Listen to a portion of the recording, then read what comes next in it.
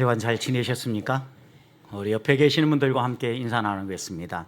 하나님만 경험하는 삶을 사시기를 소망합니다. 성도들에게 무엇을 가장 꿈꾸고 소망하는지 물어보면 하나님 한번 만나봤으면 좋겠다 이렇게 이야기하는 분들이 많습니다.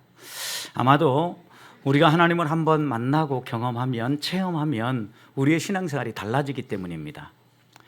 신앙생활을 똑같이 하는 사람도 하나님을 직접 경험하고 체험한 사람은 신앙생활의 행동과 또 내가 하는 이유가 달라집니다. 그래서 우리의 마음 가운데 하나님을 향한 신앙 고백이 분명해지고 하나님을 만나고 나면 신앙생활 자체가 재밌어지는 거죠. 하지만 하나님을 믿고 하나님을 따른다고 하면서도 하나님을 경험하지 못하면 밋밋하고 또 때로는 무엇 때문에 주일날 예배를 드리는지조차도 잃어버린 채 남들이 예배 드리니까 나도 따라가서 예배하는 이런 신앙생활을 하게 된다는 것입니다. 여러분, 이스라엘 백성을 보십시오. 이들이 애굽에서 하나님의 놀라운 은혜로 구원받아서 나왔습니다. 그럼에도 불구하고 그들은 하나님을 향한 진정한 체험을 아직 하지 못한 것 같습니다. 왜냐하면 그들은 모세가 보여주는 하나님, 모세를 통하여서 소개하는 하나님만을 경험합니다. 애굽에서 나올 때 10가지 재앙을 보면서도 나일강이 피로 변하는 일, 지팡이가 뱀으로 변하는 일, 그리고 10가지 재앙을 통하여서 하나님의 놀라운 능력을 보면서도 자신들이 직접 하나님을 체험하고 경험하는 것이 아니라 모세를 통하여서 만나게 해주시는 하나님을 만나고 있다는 겁니다. 그래서인지 출애굽하고 홍해를 건너고 하나님의 만나를 먹고 또 하나님이 주시는 물을 마시면서 광야길을 걸으면서도 이들은 기회만 있으면 불평하고 원망하고 또 하나님을 만나는 것을 두려워하면서 길을 걸어갑니다. 여러분, 오늘 본문의 말씀도 보십시오. 하나님께서 시내산에 강림하셨습니다. 하나님 백성은 이렇게 살아야 된다라고 언약을 맺으시고 언약 백성의 규례인 법도인 십계명을 가르쳐 주셨습니다. 십계명을 다 듣고 나서 이들이 하나님의 강림하심을 경험할 때 이들의 반응이 무엇입니까? 오늘 20절 말씀을 보면 이들은 하나님 앞에서 덜덜덜 떱니다. 죽을 것 같다고 이야기합니다. 그러니 제발 하나님이 말씀하지 말게 하고 모세 당신이 직접 우리에게 말씀하면 좋겠습니다. 이렇게 얘기합니다. 여러분, 너무나 이상한 반응이지 않습니까? 하나님이 이런 일들을 행하신다, 하나님이 이렇게 우리에게 나타나신다, 다른 사람이 경험한 하나님에 대한 이야기를 막 들으면서 우리 속에 생기는 꿈은 무엇입니까? 그 사람에 대한 시기, 질투가 아니라 나도 저런 하나님 만나고 경험하며 살면 좋겠다, 이런 생각이죠. 여러분, 그런데 하나님이 직접 이스라엘 백성을 만나려고 강림하셨습니다. 그러면 신나고 좋아야 되잖아요. 근데 이스라엘 백성의 반응은 뭐예요? 오늘 18절 보아도 두려워합니다. 그리고 19절, 20절 이어서 보면 죽을 것 같다고 이야기하는 거죠. 여러분, 이런 반응은 어떻게 보면 우리가 기대한 반응이라기보다는 우리가 기대한 반응과 다른 반응이에요. 하나님이 나타나시면서 보여주신 게 무엇입니까? 18절 다시 보시면 우레소리, 번개소리, 나팔소리를 함께 동반하고 나타나셨습니다. 하나님의 형상은 직접 보여주지 않습니다. 대신에 하나님의 임재의 상징인 뭘 보여줍니까? 구름을 보여줍니다. 영광의 구름이 꽉 산에 찬 겁니다. 하나님이 큰 소리로 말씀하시고 또 그 다음에 하나님의 임재의 증거를 보여주니까 그 다음 이스라엘 백성의 반응이 두려워했다라는 거죠. 여러분, 하나님을 만나는 것에 대한 설레임도 있었을 텐데 왜 이들은 죽을 것 같다고 느끼며 두려워할 수밖에 없었을까요? 하나님이 우리를 찾아올 때 우리는 어떤 마음으로 하나님을 만나고 우리의 삶 가운데 하나님의 손길이 드러날 때 우리는 어떻게 그 하나님을 대해야 합니까? 오늘 하나님이 우리를 찾아오시는 이유를 20절 말씀 보면 이렇게 이야기합니다. 모세가 백성에게 두려워하지 말라. 하나님의 임하심은 너희를 시험하고 너희를 경외하며 범죄하지 않게 하려 함이라. 하나님이 찾아오시고 우리를 만나시는 이유가 있다라는 거죠. 그 이유가 뭐예요? 여기 보면 우리를 시험하고 하나님을 경외하여 범죄하지 않게 하려 합니다. 한마디로 요약하면 우리를 하나님의 백성으로 세워주시기 위해서 오신다라는 거죠. 여러분, 하나님을 경험한 사람과 하나님을 경험하지 않은 사람의 신앙이 다른 것처럼 하나님을 직접 만나고 하나님을 체험하고 체험적인 신앙으로 더욱더 하나님의 백성답게 살아가도록 우리에게 찾아오신다는 말씀입니다. 여러분, 하나님을 체험하는 방법에 여러 가지가 있는데 하나님은 여기 보면 우리를 먼저 시험하러 오신다 그랬어요. 여러분, 시험하러 온다라는 건 하나님이 우리를 유혹하고 우리를 흔들어서 넘어지게 만들기 위해서 이렇게 오신다라는 의미가 아니라, 여기에 시험한다라는 것은 우리를 다시 한 번 더 바르게 예배하고 있는지, 그리고 하나님만을 사랑하고 있는지 되돌아보고 점검하게 하기 위해서 오신다라는 말씀입니다. 하나님이 우리를 세워주려고 오신다라는 거죠. 하나님이 우리를 하나님의 백성으로 세우시는 여러 가지 방법이 있는데, 하나님 앞에서 우리 자신을 발견하고 하나님 앞에서 우리가 겸손하게 서도록 우리를 세우시는 겁니다. 생각해 보십시오. 번개가 치고 우레소리가 들릴 때 그들에게 찾아온 죽을 것 같은 두려움은 하나님을 향한 겸손한 마음으로 부복해야 되는 것이에요. 하나님이 이런 분이구나. 하나님, 저에게 무엇을 말씀하시려고 합니까? 라고 하나님 앞에 무릎 꿇어야 합니다. 실제로 예수님을 만났던 사람, 하나님을 경험했던 사람들의 첫 번째 반응은 경외심이었어요. 두려움이었어요. 예수 그리스도를 믿고 따르기 전에 베드로는 자기의 열심으로 열심히 수고하고 있어도 물고기를 잡고자 해도 별로 변변치 않은 삶을 사는 사람이었습니다. 근데 어느 날, 그날은 밤새 수고하고 물고기를 잡아도 한 마리도 잡지 못했던 날이 있었습니다. 근데 그날 예수님이 베드로를 찾아오셨습니다. 그물을 싣고 있는데 다시 배를 띄우게 만드시고 깊은 데로 가서 그물을 내으라고 말씀하시죠. 여러분, 그 말씀에 순종했을 때 베드로의 삶에 어떤 변화가 일어났습니까? 그물이 찢어질 정도로 많은 물고기를 잡은 겁니다. 그러면서 그는 깨달은 겁니다. 나에게 이 말씀을 하시는 분이 내가 평소에 알고 있었던 이런 소문에 돌아다니는 선지자 중에 한 사람이 아니라는 걸 알게 된 거죠. 그래서 그의 첫 번째 반응은 놀람이었고 두려움이었어요. 그러면서 이렇게 고백합니다. 주님, 저는 죄인입니다. 여러분, 하나님 앞에 서니까 자신이 어떤 존재인가를 깨달은 거죠. 제가 거룩하신 하나님 앞에 서 있을 수 없습니다. 저를 떠나십시오 라고 베드로는 말했던 겁니다. 하나님 앞에 자신이 서니까 자신의 민낯이 보이고 자신이 어떤 삶을 살아왔는가가 발견되어지면서 겸손히 하나님 앞에 무릎을 꿇는다라는 거죠. 오늘 하나님이 우리를 찾아오실 때도 역시 마찬가지입니다. 우리를 유혹하고 넘어지고 그 시험을 통하여서 곤란한 어려움을 겪게 만들고자 찾아오시는 게 아닙니다. 우리로 하여금 하나님이 어떤 분인가, 이제까지 너가 믿고 섬기는 하나님 어떤 분인가 발견하고 그 하나님 앞에서 우리 자신을 더욱 겸손히 낮추고 하나님만 의지하라고 찾아오신 거예요. 다른 말로 표현하면 하나님은 우리를 견고하게 붙들어 세워주시려고 우리를 만나고 우리를 찾아온다라는 말씀입니다. 생각해 보십시오. 우리가 건강해서 무엇이든지 할 수 있는 힘이 있고 능력이 있는 사람이 있다고 생각해 봅시다. 이 사람의 마음엔 유일하게 못하는 게 하나 있어요. 내가 시간만 조금만 더 있으면 내가 더 많이 할 수 있을 텐데 24시간이라는 게 너무 안쓰럽다.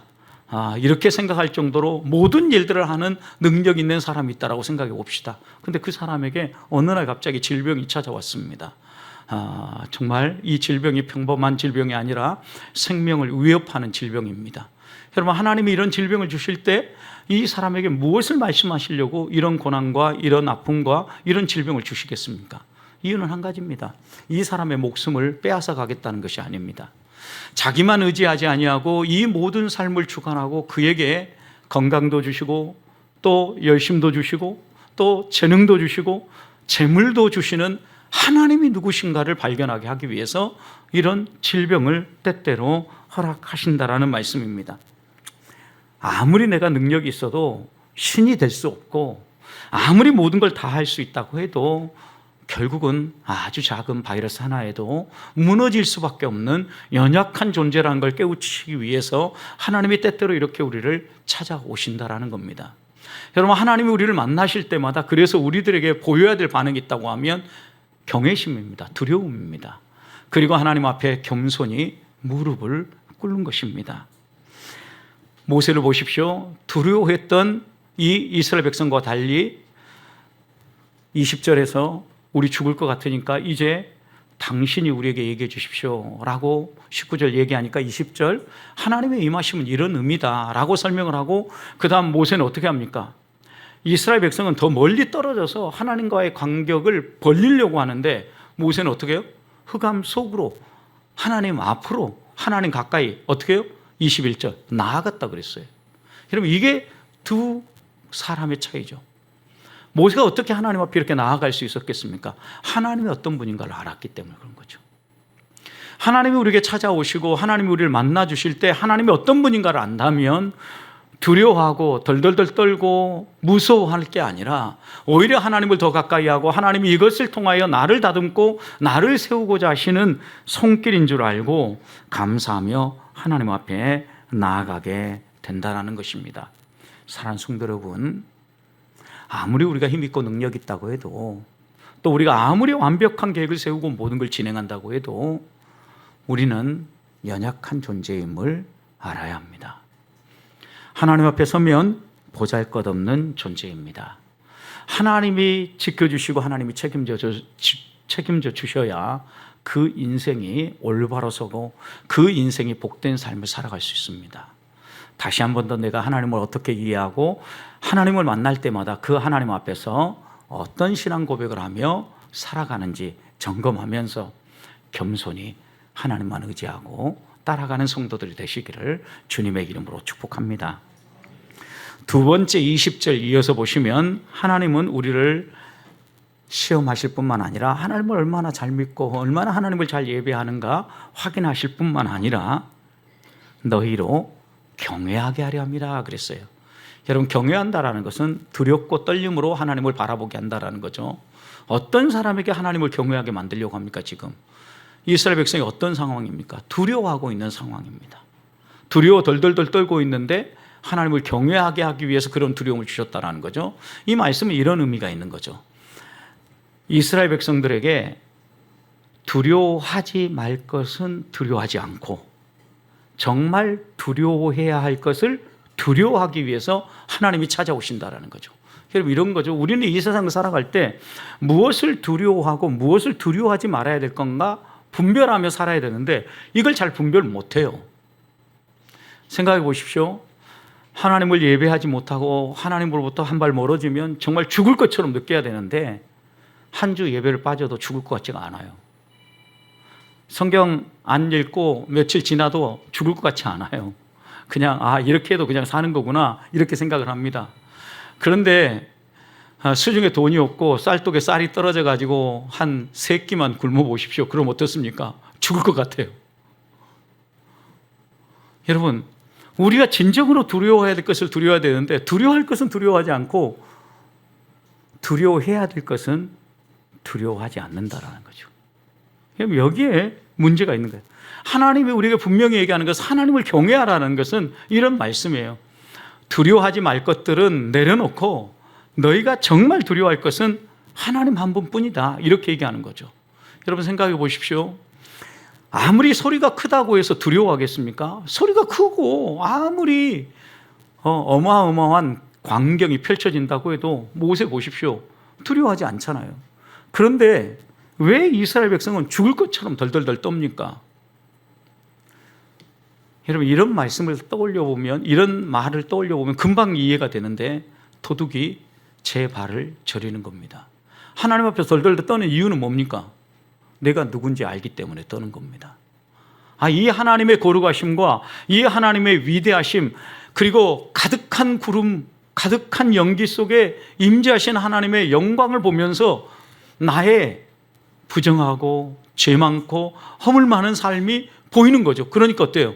죽을 것 같은 거죠, 여러분. 모세는 하나님의 말씀을 따라 하나님과 동행하며 하나님을 의지하며 하나님의 사명자로 대언하며 살아가니까, 하나님이 어떤 분인가 아니까, 그리고 하나님이 무엇 때문에 이렇게 찾아오셨는지 아니까 이런 두려움이 없는 거예요. 여러분 생각해 보십시오. 한 주일 동안 하나님 앞에 말씀 있고 기도하면서 하나님 저 좀 하나님 만났으면 좋겠어요. 하나님 음성 들으면서 하나님과 동행하며 살면 좋겠습니다. 이렇게 막 소망하고 기도하고 한 주를 기대하면서 주일 예배를 왔습니다. 주일 예배당에 왔는데 하나님이 말씀을 듣는 가운데 짠 하고 나타나셔서 우리에게 말씀을 하신다고 생각해 보시면, 나에게 말씀한다고. 그럼 어때요? 두려워가지고 막 덜덜덜 떨겠습니까? 하나님 내가 그렇게 만나고 싶어 했는데, 한 주간 동안 그렇게 간절히 기도했는데 하나님이 찾아오셨다고 감사하지 않겠냐라는 거죠. 여러분, 그런데 한 주간 동안 생활하는데 성경 말씀은 전혀 생각도 안 나고, 한 주간 살아가는데 찬송도 다 잃어버리고 세상 노래 부르다가 막 열심히 세상 사람이나 믿는 사람이나 별반 다를 것 없고, 다를 것이 있다면 교회 다닌다는 거, 이거 하나 다르게 살다가 예배당에 왔습니다. 근데 하나님 말씀 듣다 보니까 갑자기 하나님이 또 짠 하고 나타났습니다. 그럼 어떻습니까? 어떨 마음이겠습니까? 두려움이 팍 오지 않겠습니까? 여러분, 오늘 이 본문의 이 말씀 가운데 이스라엘 백성 보십시오. 하나님이 그렇게 놀라운 은혜로 보여주시고, 하나님이 어떤 분인가 모세를 통하여서 애굽에서 건지시면서 보여주신 거죠. 홍해를 건넜습니다. 만나를 먹었습니다. 또 하나님이 공급하시는 물을 마셨습니다. 그럼에도 불구하고 하나님을 원망하고 불평하고 자기들 하고 싶은 대로 자기 마음대로, 그리고 자기의 필요가 조금만 채워지지 않아도 모세에 가서 불평하고 원망하고 어떻게 보면 기고만장한 삶을 산 거예요. 그런 이스라엘 백성에게 하나님이 짠하고 나타나니까 이들이 죽을 것 같은 거죠, 여러분. 여러분, 여기에서 이제 우리에게 분명히 교훈하는 게 있어요. 두려워할 것 두려워하고, 두려워하지 말 것 두려워하지 말라는 거예요. 여러분, 이 세상의 것은 우리의 목숨줄을 치고 또 우리를 공격하고 우리를 흔들어 온다고 해도 절대 우리를 죽이지 못합니다. 사단이 어떤 방법으로 공격해도 사탄은 이미 십자가 위에서 2000년 전에 패배한 존재입니다. 하나님이 이미 이겨놓으신 거예요. 우리가 이 믿음을 가지고 살아야 하나님 앞에서 하나님을 만날 때 죽을 것 같은 느낌이 사라지는 거예요. 하나님은 우리에게 하나님을 의지하며 살기를 원해요. 그리고 하나님은 말씀하시는 대로 반드시 이루어 주셔요. 여러분 보십시오. 하나님이 강림하실 때에도 왜 모습을 안 보여주셨겠습니까? 하나님 모습을 보여주시면서 한마디 한마디 자근자근 이야기하면 또 깨달았을 텐데, 하나님이 구름 가운데 나타나시고 우리와 천둥소리 그리고 나팔소리와 함께 하나님이 임재해서 말씀하셨어요.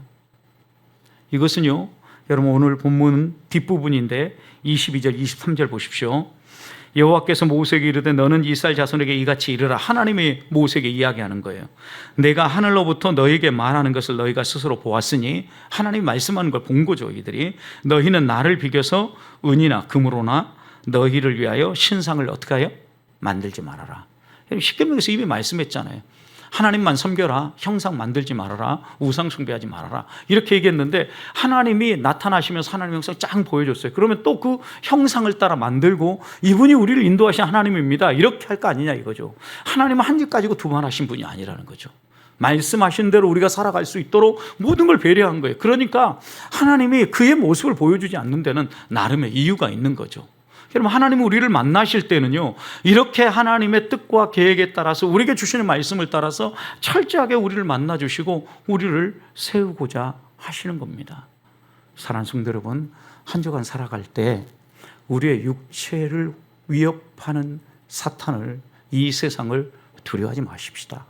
우리가 두려워해야 될 것은 우리의 영혼의 문제를 주관하시는 하나님 아버지입니다. 한 주간 살아갈 때 그 하나님을 의지하고 그 하나님 앞에서 우리의 삶을 다듬어야 하나님을 만날 때 두려움이 없습니다. 죽을 것 같은 마음이 없습니다. 한 주간 동안 하나님 만나기를 사모하고 말씀 묵상과 기도가 풍성해지는 성도의 삶을 사시기를 축복합니다. 마지막으로 20절 마지막에 보면 너희를 시험하고 너희로 경외하여, 그 다음 하나님이 또 하나 우리를 만나시는 이유를 이렇게 얘기했습니다. 범죄하지 않게 하려 하십니다. 하나님이 자꾸 우리에게 나타나셔서 우리를 만나주시고 우리에게 말씀하시는 이유는요, 우리가 하나님이 어떤 분인가를 이해하고 그분 앞에서 거룩하고 구별되게 살게 하고자 합니다는 거예요. 죄짓지 않게 하려는 거예요. 여러분, 우리들이 하나님 앞에서 구별되게 살아야 되는데 오늘날 그리스도인들이 이 부분에 대해서 심각하게 받아들여야 합니다. 교회 생활과 세상에서의 삶이 분리되면 안 됩니다. 여러분, 하나가 돼야 됩니다. 구별되게 살아야 되는데, 하나님이 우리를 만나시는 이유도 이건데 우리는 우리 마음대로 하나님 만난다고 예배드리러 와가지고 세상에 나가서는 내 마음대로 살면 예배의 목적 자체가 잘못된 거예요. 여러분, 지난주에 제가 기독교 호감도에 대해서 말씀드렸습니다. 지난주 기독교 호감도는 모든 사람들에게 기독교에 대한 호감도를 물었습니다. 그런데 제가 오늘은 2탄으로 여러분을 말씀드리려고 하는데, 종교가 없는 무종교인들이 교회 다니는 사람들에 대해서, 아니면 각각의 종교를 가지고 있는 종교인들에 대해서 어떤 호감도를 가지고 있는지 조사를 했습니다. 그랬더니 불교 40%, 불교 다니는 사람에 대해서는 40%, 카톨릭 성당에 다니는 사람들에 대해서는 36%, 엄불교 교당이라고 그러죠. 이 엄불교 교당에 다니는 사람에 대해서는 13%, 예배당, 교회에 다니는 사람은 9%. 이런 심각한 일이 벌어지고 있는 거예요. 여러분, 지난주 제가 14%라고 얘기한 것은 모든 종교인도 다 포함해서 물었을 때 14%고요. 이제 종교가 없는 사람, 무종교인에게 어떤 종교 사람들이 제일 신뢰할 만하고 이런 사람이 되고 싶습니까? 라고 물었더니 교회 다니는 사람은 9%, 법당, 불교 다니는 사람은 40%. 여러분, 4배 이상이 차이 나버렸어요. 왜 그랬을까요? 왜? 그게 또 물었어요. 교회 다니는 사람이든 법당에 다니는 사람이든 성당에 다니는 사람이든 종교인이라고 하면 어떤 면이 호감을 갖게 만듭니까? 라고 질문을 던졌더니 50%가 한결같이 이렇게 대답했어요. 윤리적인 삶입니다. 여러분, 그럼 이 응답한 사람들이 기독교에 대해서 호감을 갖지 못한다고 대답한 이유가 뭐예요, 여러분? 도덕적인 삶을 안 산다라는 거죠. 교회 다니는 사람들처럼 약사 빠른 사람이 없고, 계산이 빠르고, 자기밖에 모르고, 사랑 얘기하면서 이기적이고, 자기하고 마음 안 버리면 끝까지 싸우고, 사람들 편가르고, 편견하고, 차별하고. 여러분, 교회 다니는 사람들의 윤리의식이 바닥이라는 거예요. 9%밖에 안 된다는 거죠. 나는 아니겠지. 여러분, 이게 문제가 아니에요. 우리 한 사람 한 사람이 만들어 놓은 결과물이에요. 그래서 우리는 어떻게 신앙생활하고 있는지 돌아봐야 돼. 하나님의 언약 백성으로 하나님의 언약의 말씀을 듣고 십계명의 말씀을 우리가 쭉 들었지 않습니까? 이 십계명 말씀을 듣고 우리가 강가면 안 돼요, 여러분. 율법이고 이것은 구약의 말씀이니까 이미 끝났다, 완성이 다 되어졌다, 우리는 예수 그리스도의 십자가의 복음만 믿어야 된다. 천만의 말씀입니다, 여러분. 어리석은 사람이에요. 하나님이 우리에게 이야기하는 것은 우리가 구속받은 하나님의 백성의 삶이 나와야 되는데, 그러지 않으니까 지금 세상은 우리를 볼 때 이런 말도 안 되는 결과물들을 만들어 놓는 겁니다. 여러분, 그리스도인이 정말 집중해야 될 게 무엇입니까? 우리의 윤리와 우리의 도덕을 먼저 바로 잡아야 합니다. 여러분, 생각해 보십시오. 기독교가 또 하나 바닥을 치게 된 것은 최근에 여의도와 광화문 때문이에요. 여러분, 광화문을 이끄는 사람 보십시오. 그 사람이 어떻게 목사입니까? 그리고 그분이 구국기도 하는데 어떻게 그게 구국기도입니까? 자기 이익을 추구하는 사조직이지. 여러분, 목사가 하나님도 나한테 까불면 죽어 이렇게 얘기하는 사람이 목사입니까? 여러분, 미친 사람 따라가면 여러분도 미친놈 됩니다. 제정신을 가지고 바른 복음을 선포하고 바른 진리의 말씀에 있는 사람을 따라가야 돼요. 여기에서 우리의 윤리가 나오고 여기에서 우리의 도덕이 나오고 우리가 하나님을 믿는 하나님의 성품이 묻어나야 되는데 이게 안 나와요, 이게. 그러니까 지금 이 2025년 기독교인을 보는 무종교인들의 반응은 열에 9은 나는 저 사람들 사람도 아니라고 생각해, 이렇게 생각한다라는 거예요. 죄를 짓지 않고 살아가려면 하나님 만나야 돼요, 여러분. 하나님 체험하고 나면 우리의 삶이 달라지는데, 여러분, 우리가 어떤 일을 할 때 실수하지 않으려고 언제 조심하는가 여러분 생각해 보십시오. 일의 중요성이 있으면 이거 한번 실수함으로 말미암아 내 삶이 완전히 망하겠다 이렇게 생각하면 어떡합니까? 무진정 조심합니다. 그 일을 하기 전에 몇 번 꼼꼼히 살피고 또 살피고 마지막에 행동하지 않습니까? 여러분, 하나님 앞에서 이것이 내 구원의 문제와 연관되어 있다라고 마음에 먹으면, 중요하다라고 생각하면 우리는 함부로 그냥 살아갈 수 없어요. 여러분, 우리가 교회 안에서 믿은 신앙의 고백이 세상 속에서 진리로 드러나고 우리의 삶으로 구원받은 백성의 삶이 드러난다면 대충 살아갈 수 없어요. 그냥 내가 만난다고 기분대로 살아갈 수 없어요. 하나님의 말씀이 뭐라고 이야기하는지 듣고 그 말씀을 따라 살아가야 돼요. 십계명의 말씀 계속해서 반복해서 읽으면서 이 말씀의 한 구절 한 구절이 무엇을 의미하는지 마음속에 새겨야 돼요. 그래야 하나님을 닮은 성품이 드러나고 하나님을 의지하는 삶이 나오는 거예요. 여러분, 또 보십시오. 우리가 언제 조심하고 막 그 일에 집중해서 최선을 다해 실수하지 않으려고 하는지 시간의 제약이 있을 때입니다. 여러분, 영화 같은 걸 보면 예를 들어서 시한폭탄이 설치되어 있고 시간 제한이 있다면 어떡합니까? 주인공은요, 그 시간 안에 그 폭탄을 제거하기 위해서 목숨을 겁니다. 얼마나 자기의 생명은 아랑곳하지 않아요. 목숨 걸고 행하지 않습니까? 여러분, 생각해 보십시오. 우리를 또 우리의 시간이 한없이 넓다고 생각하면 우리는 우리 마음대로 행동하기 쉬워요. 그런데 여러분, 우리는 제한적인 삶을 사는 사람이에요. 우리의 시간이 많다라고 생각하는데 이것은 때로 착각일 수 있어요.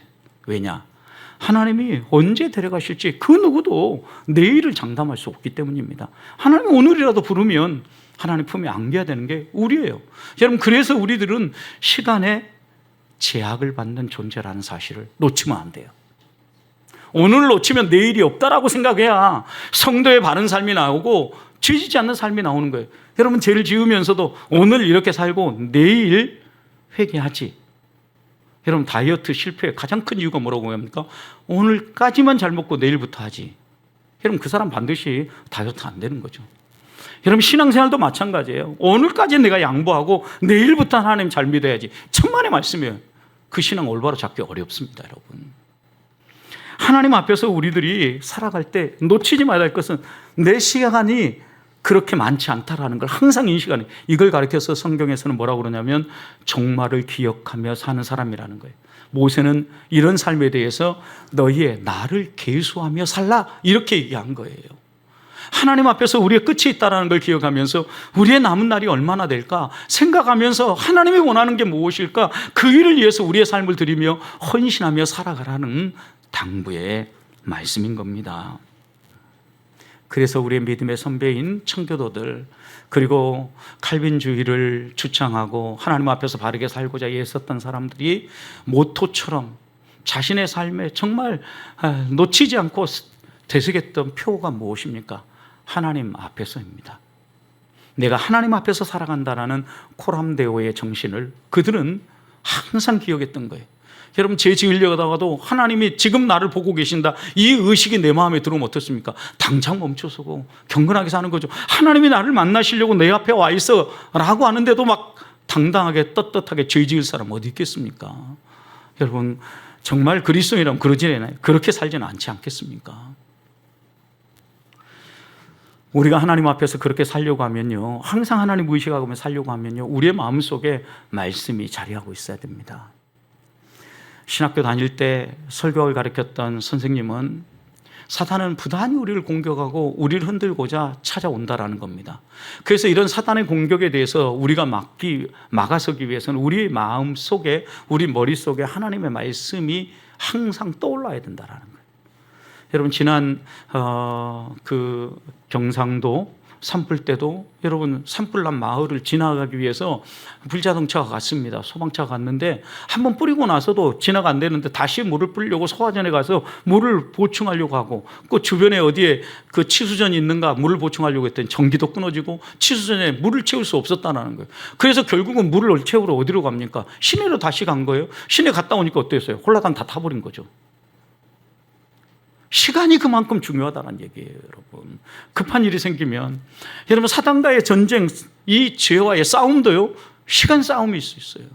사단이 공격에 올 때 제일 먼저 우리의 마음속에 하나님의 말씀이 팍 떠오르면서 사단아 물러가라라고 물리치지 않으면 넘어지게 돼 있어요, 여러분. 그래서 저는 이 선생님, 설교를 가르쳤던 선생님의 말이 머릿속에 떠나지 않아요. 여러분이 제대로 신앙생활하고 목회자로 살아가려고 하면 머릿속에 성경에 대한 내리일람표가 있어야 됩니다. 내리일람표가 있어서 무슨 말씀하면 바로 머릿속에 떠올라야 된다는 거죠.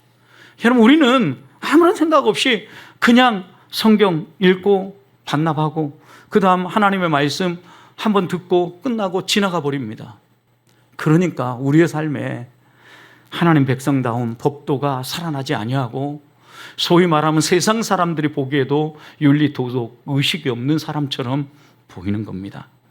저는 하나님의 말씀을 품고 하나님의 마음을 품고 우리 성도들이 이 땅을 살아가기를 소망합니다. 하나님 법도가 살아나고 세상 사람과 뭔가 다르다라는 것, 적어도 우리 보백교회 성도들만이라도 다르게 살아야 되지 않겠습니까? 우리의 이 작은 몸짓이 한국 교회를 변화시키고 기독교인들을 변화시켜서 교회 다니는 사람, 그러면 모두가 믿어줄 만한 이런 윤리, 이런 도덕의식이 있는 사람들로 인정받아야 되지 않겠습니까? 다시 한번 하나님 우리를 만나주시는 이유 무엇인가 기억하십시다. 하나님 우리를 견고하게 세워주기 위해서 찾아오십니다. 시험하시는 이유는 넘어뜨리려고 하는 게 아닙니다. 모든 걸 구비해 갖추어서 든든히 세워주려고 하는 것입니다. 또 하나님이 우리를 만나주신 이유가 무엇입니까? 하나님이 우리로 하여금 더욱 하나님을 의지하고 하나님만 붙잡고 하나님을 의지하게 하려는 겁니다.